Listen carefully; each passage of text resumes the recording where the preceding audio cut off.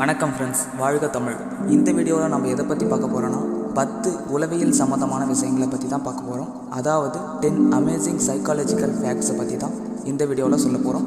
வாங்க வீடியோக்குள்ளே போகலாம். அதுக்கு முன்னாடி நம்ம சேனலை சப்ஸ்கிரைப் பண்ணாதவங்க சப்ஸ்கிரைப் பண்ணிக்கோங்க. பக்கத்தில் இருக்க பெல் ஐக்கானை கிளிக் பண்ணிக்கோங்க. அப்போ தான் நம்ம சேனலில் அப்லோட் பண்ணுற வீடியோஸ் உங்களுக்கு நோட்டிஃபிகேஷனாக கிடைக்கும். ஒருத்தர் காலையில் பேசுகிறத விட நைட்டில் அதிகமான உண்மைகளை பேசுகிறதுக்கான வாய்ப்புகள் இருக்குது. அதனால் ஒருத்தரை பற்றி நீங்கள் நல்லா புரிஞ்சுக்கணும்னு நினச்சிங்கன்னா நைட்டில் பேசுகிறதுக்கு முயற்சி பண்ணுங்கள். அதே போல் நாம் தூங்கும் பொழுது அதிகமான கனவுகள் வரும். ஆனால் அந்த கனவுகள்லாம் நமக்கே காலையில் மறந்து போயிடும். நார்மலாக ஒருத்தர் அதிகமாக பொய் சொல்லிக்கிட்டு இருக்காரு அப்படிங்கிறப்போ இன்னொருத்தர் போயிட்டு அவர்கிட்ட பொய் சொல்லும்பொழுது அவரால் ஈஸியாக கண்டுபிடிச்சிட முடியும். இதுபோல் நம்ம நார்மல் லைஃபுக்கு தேவையான 10 சைக்காலஜிக்கல் ஃபேக்ட்ஸை பற்றி தான் பேச போகிறோம். முதல் சைக்காலஜிக்கல் ஃபேக்ட் என்னன்னு பார்த்தீங்கன்னா, ஒருத்தர் நம்ம கூட பேசிக்கிட்டு இருக்கும் பொழுது அவங்களுக்கு நம்ம கூட பேசுகிறதுக்கு விருப்பம் இருக்கா இல்லையா அப்படிங்கிறத தெரிஞ்சுக்கிறதுக்காக சயின்டிஸ்ட்டுகள் என்ன சொல்கிறாங்கன்னு பார்த்தீங்கன்னா, நார்மலாக ஒருத்தர் பேசும்பொழுது ஒரு நிமிஷத்துக்கு 6லேருந்து 10 முறை கண் சிமிட்டுவாங்களாம். ஆனால் அதை விட அதிகமாக ஒருத்தர் கண் சிமிட்டும் பொழுது அவங்க நம்மக்கிட்ட விருப்பப்பட்டு தான் பேசுகிறாங்க அப்படிங்கிறத தெரிஞ்சுக்கலாம் அப்படின்னு சயின்டிஸ்ட்டுகள் சொல்கிறாங்க. அடுத்த சைக்காலஜிக்கல் ஃபேக்ட் என்னென்னு பார்த்தீங்கன்னா, ஒருத்தர் உங்கள் கூட பேசிக்கிட்டு இருக்கும் பொழுது அவங்களுக்கு உங்கள் கூட இருக்கிறதுக்கு விருப்பம் இருக்கா இல்லையா அப்படின்னு தெரிஞ்சிக்க ஒரு டிப் சொல்லியிருக்காங்க. அது என்னன்னு பார்த்தீங்கன்னா, அவங்க உட்காந்துருக்க இருக்கையை விட்டு சற்று முன் வந்து கழுத்தை மட்டும் சாய்க்காமல் பேசினா அவங்களுக்கு உங்கள் கூட இருக்கிறதுக்கு விருப்பம் இருக்குது அப்படின்னு அர்த்தமா. ஆனால் அவங்க உட்காந்துட்டு இருக்க இருக்கையை விட்டு சற்று பின்தள்ளி உட்காந்து பேசினாக்கா அவங்களுக்கு உங்கள் கூட பேசுகிறதுக்கு விருப்பம் இல்லை அப்படின்னு தெரிஞ்சுக்கலாம். மூணாவது ஃபேக்ட் என்னன்னு பார்த்தீங்கன்னா, இப்போது ஒருத்தர் நம்மக்கிட்ட வந்து ஒரு பொய்யான விஷயத்த சொல்கிறாருன்னா அவர் சொல்கிறது பொய் அப்படின்னு நமக்கு தெரிஞ்சிட்டாலும் அதை அவர் ஒத்துக்காமல் நான் பொய் சொல்லலை அப்படின்னு சொல்லிட்டு இருந்தாருன்னா அவங்களுடைய கண்ணை நம்ம சிரிச்சுக்கிட்டே தொடர்ந்து 5 நிமிஷம் பார்த்தோம்னா அவங்க உண்மையை சொல்லிடுவாங்களாம். நாலாவது ஃபேக்ட் என்னன்னு பார்த்தீங்கன்னா, நம்ம ஒருத்தர் கூட பேசும்போது அவங்களுடைய கண்ணிமை இடதுபுறமாக மேல் பக்கமாக போகுது அப்படின்னா அவங்க எதையோ ஞாபகப்படுத்துகிறாங்க அப்படின்னு அர்த்தமா. அதுவே அவங்களுடைய கண்ணிமை வலதுபுறம் மேல் பக்கமாக போகுதுன்னா அவங்க எதையோ கற்பனை பண்ணுறாங்க அப்படின்னு அர்த்தமா.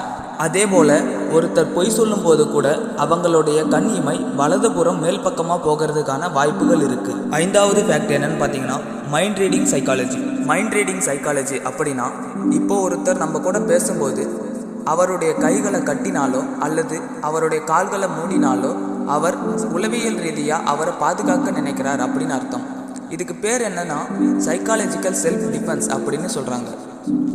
ஆறாவது சைக்காலஜிக்கல் ஃபேக்ட் என்னன்னு பார்த்தீங்கன்னா, சயின்டிஸ்ட்டுகள்லாம் என்ன சொல்கிறாங்கன்னா, ஒருத்தருடைய ஃப்ரெண்ட்ஷிப் 7 வருஷத்துக்கு மேலே இருக்குதுன்னா அவங்களுடைய ஃப்ரெண்ட்ஷிப்பை பிரிக்கிறது ரொம்ப கஷ்டமான விஷயமா. அப்படியே அவங்களுக்குள்ளே ஏதாவது ப்ராப்ளம் வந்தாலும் திரும்பவும் கொஞ்ச நேரத்திலேயே பழையபடி ஃப்ரெண்ட்ஸாகவே மாறிடுவாங்களாம். இதுபோல் ஒரு ஃப்ரெண்ட்ஷிப் உங்களுக்கு இருந்ததுன்னா அது நீண்ட நாளுக்கு நல்ல ஃப்ரெண்ட்ஷிப்பாக இருக்கும். அதே போல் நம்ம தூங்கும்போது நிறைய கனவுகள்லாம் வரும். ஆனால் அந்த கனவுகள்லாம் பார்த்திங்கன்னா நமக்கு தெரிஞ்சவங்களோட முகமாக தான் இருக்கும். மேக்ஸிமம் நமக்கு தெரிஞ்சவங்களோட ஃபேஸ் மட்டும்தான் கனவுகளில் வரும். அப்படியே நமக்கு தெரியாதவங்களுடைய முகம் கனவுல வருதுன்னா அவங்கள நம்ம ரோட்டில் போகும்போதோ இல்லை பஸ்ஸில் போகும்போதோ பார்த்த முகமாக தான் இருக்குமா. அதே போல் இந்த கனவுகள்லாம் பார்த்திங்கன்னா மேக்ஸிமம் பிளாக் அண்ட் ஒயிட்டில் மட்டும்தான் கனவுகள் வருமா. கலர்ஃபுல்லான கனவுகள்லாம் வராது அப்படின்னு சயின்டிஸ்ட்டுகள் சொல்கிறாங்க. ஏழாவது சைக்காலஜிக்கல் ஃபேக்ட் என்னன்னு பார்த்தீங்கன்னா, நம்ம மனதளவில் பதட்டமாக இருக்கிறப்போ நம்மளுடைய கால்கள் நம்மளையே அறியாமல் தானாகவே ஆடும் அப்படின்னு சொல்கிறாங்க. அதே போல் ஒருத்தர் நம்மக்கிட்ட பேசும்பொழுது நம்மளுடைய கண்களை பார்த்து பேசாமல் வேறு எதையோ எங்கேயோ பார்த்து பேசுகிறாரு அப்படின்னா அவர் எதையோ நம்மக்கிட்ட இருந்து மறைக்க விரும்புகிறாரு அப்படிங்கிறத நம்ம தெரிஞ்சுக்கலாம். எட்டாவது ஃபேக்ட் என்னன்னு பார்த்தீங்கன்னா, listening music improve your brain power.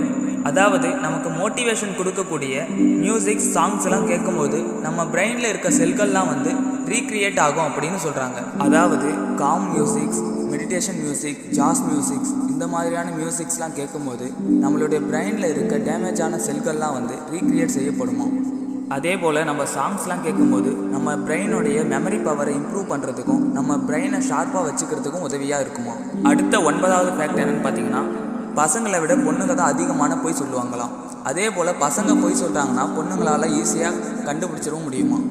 கடைசியாக 10வது ஃபேக்ட் என்னன்னு பார்த்தீங்கன்னா, இப்போது ஒருத்தர் நார்மலாக நடக்கிறத விட கொஞ்சம் வேகமாக நடக்கிறாரு அப்படின்னா அவருக்கு செல்ஃப் கான்ஃபிடென்ஸ் அதிகமாக இருக்குது அப்படிங்கிறத தெரிஞ்சுக்கலாமா. இந்த வீடியோ உங்களுக்கு பயனுள்ளதாக இருந்திருக்குன்னு நம்புகிறேன். அடுத்த வீடியோவில் சந்திப்போம்.